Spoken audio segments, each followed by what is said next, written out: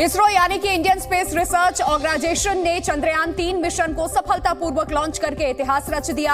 आंध्र प्रदेश में श्रीहरिकोटा के Satish Dhawan space centre से दोपहर 2:35 पर चंद्रयान-3 की लॉन्चिंग हुई,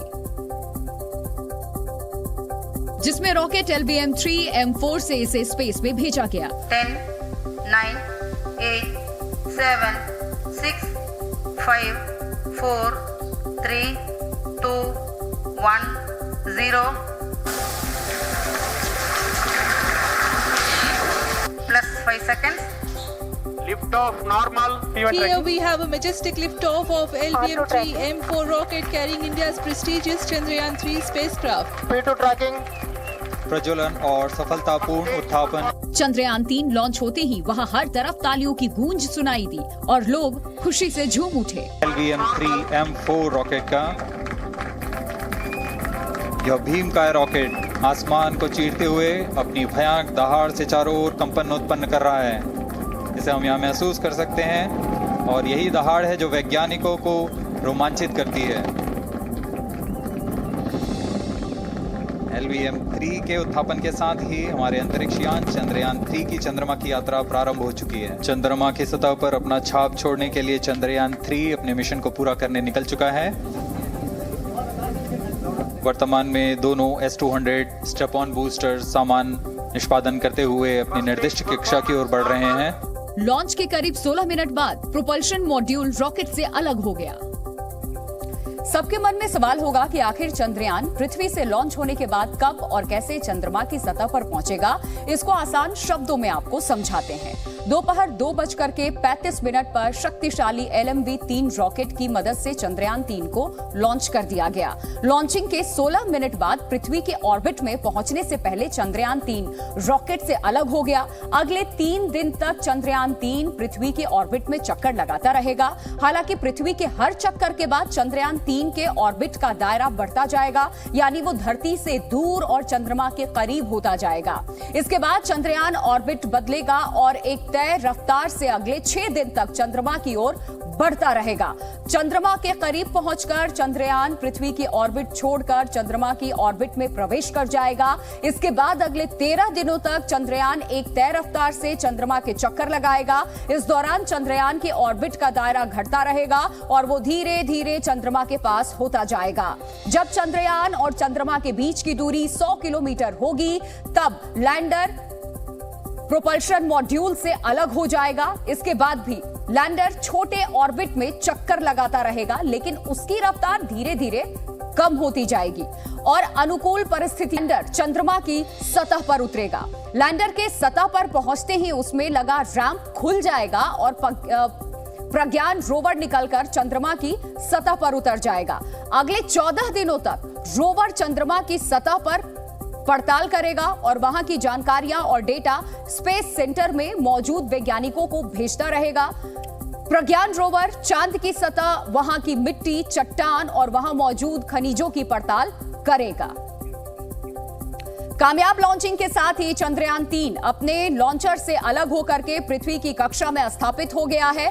अनुमान है कि करीब 40 से 45 दिन बाद यानी अगस्त के आखिरी हफ्ते में चंद्रयान-3 का सफर पूरा होगा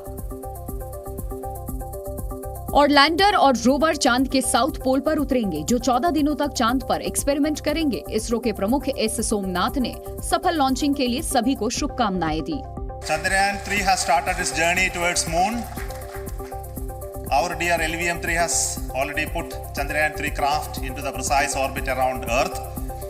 170 by 36,500 kilometer was its intended target orbit, and it is precisely there now. And let us wish all the best for the Chandrayaan-3 craft to make its further orbit racing maneuvers and travel towards moon in the coming days. So let me wish all the very best to Chandrayaan-3 for its further journey towards moon. वहीं इस mission के director S Mohan Kumar ने इसके लिए इसरो की पूरी team को बधाई दी। Once again, the vehicle is proved to be the most reliable heavy lift vehicle of Indian Space Research Organization. Congratulations to the teamwork of ISRO family. अगर ये मिशन कामयाब रहा तो अमेरिका, रूस और चीन के बाद भारत ऐसा करने वाला चौथा देश बन जाएगा। हालांकि अमेरिका और रूस दोनों के स्पेसक्राफ्ट चंद्रमा पर सफलतापूर्वक उतरने से पहले क्रैश हुए थे, लेकिन 2013 में चीन का चंगाई 3 स्पेसक्राफ्ट अपने पहले मिशन में ही सफल हुआ था, लेकिन उसके बजट से चंद्रयान 3 का बजट बेहद कम है। जिसके सफलतापूर्वक लॉन्चिंग पर प्रधानमंत्री नरेंद्र मोदी ने ट्वीट कर बधाई दी। पीएम ने अपने ट्वीट में लिखा कि चंद्रयान 3 ने भारत की अंतरिक्ष यात्रा में एक नया अध्याय लिखा। यह हर भारतीय के सपनों और महत्वाकांक्षाओं को ऊपर उठाते हुए ऊंची उड़ान है। ये महत्वपूर्ण उपलब्धि हमारे वैज्ञानिकों के अथक समर्पण का प्रमाण है। मैं उनकी भावना और प्रतिभा को सलाम करता हूं। वहीं चंद्रयान 3 की लॉन्चिंग के समय सतीश धवन स्पेस सेंटर में मौजूद रहे केंद्रीय मंत्री जितेंद्र सिंह ने इसे पूरे देश को गर्व से भर देने वाला मौका बताया। We are part of the history in making, and I must thank Team ISRO for making India proud. And also thank Prime Minister Narendra Modi ji for making this possible. वहीं इसरो प्रमुख एस सोमनाथ ने दावा किया कि अगर सब कुछ ठीक रहा तो चंद्रयान 3 23 अगस्त की शाम करीब 5:47 पर चंद्रमा की सतह पर लैंडिंग करेगा।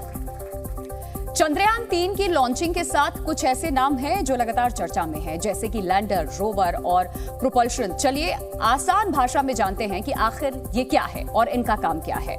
चंद्रयान मिशन से जुड़ा पहला नाम है प्रोपल्शन मॉड्यूल का। प्रोपल्शन का मतलब धक्का देने वाली शक्ति। चंद्रयान 3 जैसे जैसे चंद्रमा की ओर बढ़ेगा, प्रोपल्शन मॉड्यूल उसे धक्का देते हुए चांद के करीब पहुंचाता रहेगा। साथ ही प्रोपल्शन मॉड्यूल चंद्रमा के ऑर्बिट में चक्कर लगाता रहेगा। साथ ही लैंडर और रोवर से कम्युनिकेशन करता रहेगा। दूसरा नाम आता है लैंडर का, जिसके नाम से स्पष्ट है कि ये लैंडिंग के काम से जुड़ा हुआ है और ये करता भी वही काम है। लैंडर का मेन काम चंद्रमा की सतह पर सॉफ्ट लैंडिंग कराना और रोवर को चांद की सतह तक सुरक्षित पहुंचाना है। हालांकि चंद्रयान 2 का लैंडर लैंडिंग के दौरान क्रैश हो गया था।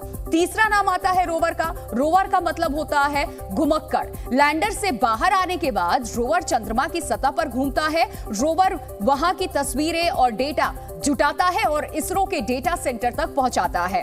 यानी चांद की सतह पर रिसर्च और एक्सपेरिमेंट का मेन काम रोवर ही करता है। चंद्रयान 3 की सफलतापूर्वक लॉन्चिंग को केंद्रीय मंत्री जितेंद्र सिंह ने बड़ी कामयाबी बताया। साथ ही इसरो के वैज्ञानिकों को इसके लिए बधाई भी दी है। वहीं इसरो में वैज्ञानिक सुधीर एन ने इस मिशन के पूरी तरह से सफल होने की उम्मीद जताई। मुझे लगता है कि जब आगाज अच्छा है तो अंजाम भी अच्छा होगा, और जिस संपूर्णता के साथ और परफेक्शन के साथ इस पर काम किया गया है, मुझे कोई इसमें संदेह नहीं कि बाकी की श्रृंखला भी बिल्कुल ठीक तरह से जैसे हमने कल्पना की है वैसी ही रहेगी अगले 42 दिन।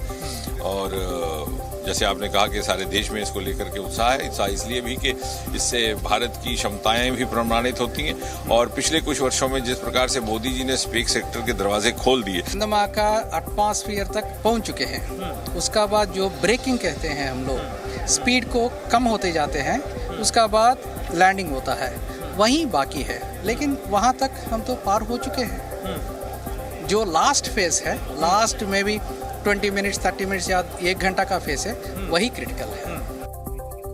हिंदुस्तान और हिंदुस्तानियों का चंद्रमा से कितना गहरा नाता है, इसका अंदाजा इसी बात से लगा सकते हैं कि हम सब चांद को चंदा मामा के नाम से जानते हैं, और देश के वैज्ञानिक चंदा मामा के घर जाने की कोशिश यानी कि चांद पर पहुंचने के लिए बरसों से जुटे हुए हैं। इसरो ने भारत का पहला मून मिशन 2022 अक्टूबर 2008 को लॉन्च किया था। तब ऑर्बिट और इंपैक्टर साथ भेजे गए थे। हिंदुस्तान का चंद्रयान तब चंद्रमा के ऑर्बिट में पहुंचा था और चांद की सतह पर पानी होने के संकेत दिए थे। चंद्रयान 1 पर 386 करोड़ की लागत आई थी। 11 साल बाद भारत ने अपना दूसरा चंद्रयान 20 अगस्त 2019 को लॉन्च किया था। इस मिशन पर लैंडर, रोवर और ऑर्बिटर तीनों भेजे गए थे, लेकिन लैंडिंग से ठीक पहले चंद्रयान 2 से इसरो का संपर्क टूट गया था। हालांकि ऑर्बिटर अब भी चंद्रमा की ऑर्बिट में मौजूद है और अगले 7 साल तक काम करता रहेगा। चंद्रयान 2 भारत का सबसे महंगा मिशन था, जिस पर 978 करोड़ रुपए खर्च हुए थे, और उस मिशन के 4 साल बाद आज भारत ने अपनी तीसरा मून मिशन लॉन्च किया है, चंद्रयान 3। आंध्र प्रदेश के श्रीहरिकोटा से लैंडर और रोवर को लेकर के चांद की ओर बढ़ चला है। चंद्रयान 3 को तैयार करने में 615 करोड़ रुपए की लागत आई।